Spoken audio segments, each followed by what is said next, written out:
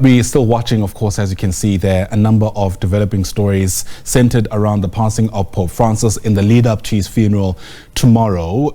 Thousands of pilgrims are still viewing him in the final hours of his lying in state at the St. Peter's Basilica. It's the final day. In fact, we understand his coffin will be sealed sometime later this evening. And of course, what you're seeing currently in St. Peter's Basilica will be cleared in order to make way for what is going to be an elaborate funeral, not one that you typically see, by the way, given the fact that the last time the Catholic Church essentially had to lay to rest a sitting pope was back in 2005. So 2 decades have passed since then, and it is quite the elaborate affair with world leaders, kings and queens, prime ministers, and the UN Secretary General all expected to be in attendance. Closer to home, there's a Requiem Mass for the Pope, essentially prayers for the repose of his soul, currently underway in Pretoria. It's at the main cathedral there, and in fact the Archbishop is currently reading what is known as the Liturgy of the Word as part of this ongoing service, if you like. It'll be followed by a homily where we're expecting him to give some kind of tribute for the pontiff. In fact, it's perhaps worth listening in just for a moment. The Cardinals elected George Mario Bergoglio as the 266th Pope, and he chose the name Francis, the first to do so in papal history, calling attention to St. Francis of Assisi to symbolize his commitment to humility, simplicity, and the care for the poor. Humility and simplicity, commitment to social justice, especially his Magna Carta document on the care of creation, Laudato Si. His focus on mercy and forgiveness, dialogue and ecumenism, reform of the Vatican, the Synod on Synodality, and finally his parting gift to the whole Church, the Jubilee of Hope.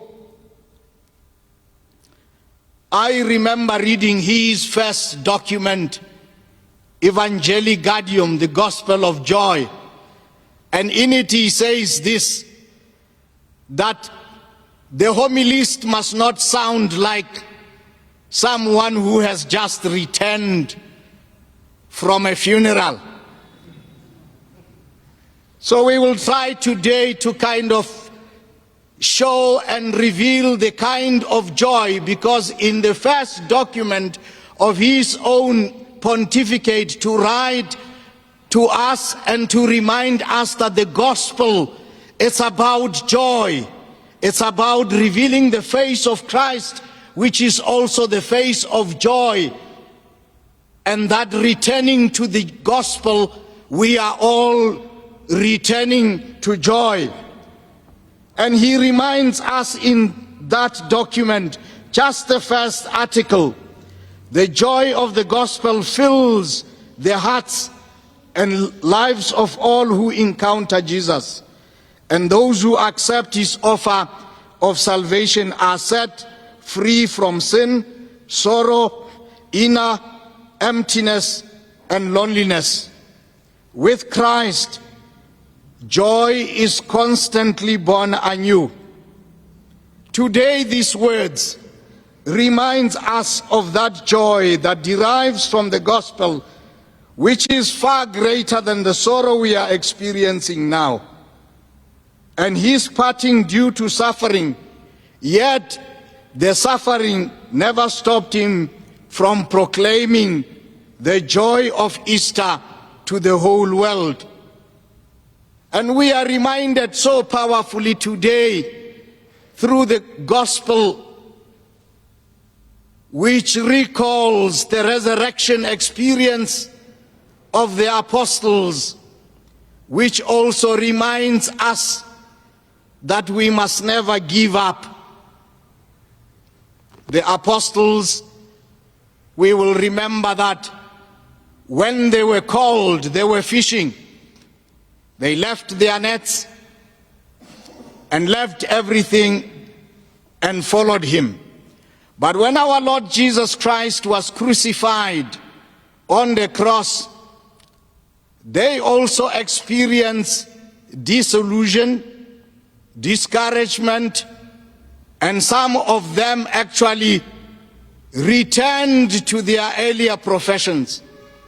And in today's gospel, the apostles have gone back to fishing because suddenly they thought this project that they were working on was not going to succeed, because the Lord of all had died, and therefore they went back to their former professions, which was fishing. And then in the middle of this dejection, discouragement, when they had given up hope, when they thought everything was lost, the Lord appears to them after a very dry night of fishing where they caught nothing. And he says to them, throw into the deep. And he says to them, throw into the deep, to remind them that in the project of life, they cannot be able to succeed if they were not building with the Lord. Even the Psalms remind us, if we do not build with the Lord, in vain do we labor. So the apostles were reminded at that time with the great catch of fish that the Lord had not abandoned them. The Lord had not taken his blessings, represented by these 153 catch of the fish, that the Lord constantly was with them.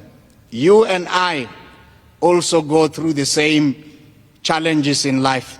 We get discouraged. Sometimes we stop prayer. We get discouraged because we have fallen into a situation of sin, and we do not want to become disciples anymore. We get discouraged because we have encountered difficulties which we feel that the Lord has not been present in our lives. We get discouraged, some of us, we even feel with the challenges that we face in life, that maybe the Lord is dead, the Lord is not responding, the Lord is not saying anything, and therefore I'm going to take the other way. I'm going to let go, and then I'm going the other way. And the Lord simply says this to us, that we must not despair, we must not be discouraged, we must be people of hope.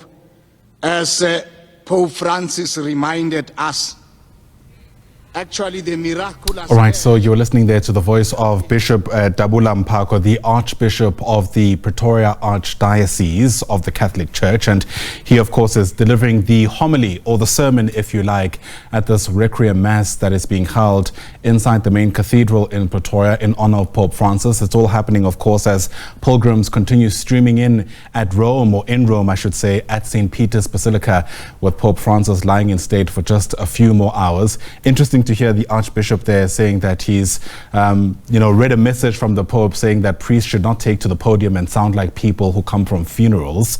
Pope Francis also said that homilies should not be longer than 10 minutes. I wonder how many priests take that seriously, but perhaps that's a conversation for another day. We'll continue listening into all of that as it continues to unfold closer to home and, of course, in Italy.